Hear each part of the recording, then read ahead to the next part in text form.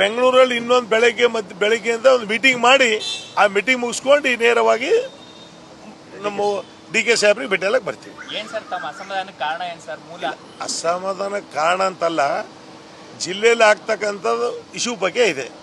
ಅಲ್ಲಿ ಜಿಲ್ಲೆಯಲ್ಲಿ ಎಲ್ಲರೂ ಕೂಡ ಸರಿ ನಡೀತಾ ಇಲ್ಲ, ಇವತ್ತೆಲ್ಲೋ ಒಂದು ಕಡೆ ಇದು ಆಗ್ತಾ ಇದೆ ಅಂತ ನಾವು ನಮ್ಮ ಪಕ್ಷದ ಅಧ್ಯಕ್ಷರಿಗೆ, ಮುಖ್ಯಮಂತ್ರಿಗಳಿಗೆ ಮತ್ತು ರಾಷ್ಟ್ರೀಯ ನಾಯಕರಿಗೂ ಕೂಡ ತಿಳಿಸಬೇಕು ಅಂತ ನಾವೆಲ್ಲರೂ ಕೂಡಿ ಮಾಡ್ತಾ ಇದ್ದೀವಿ.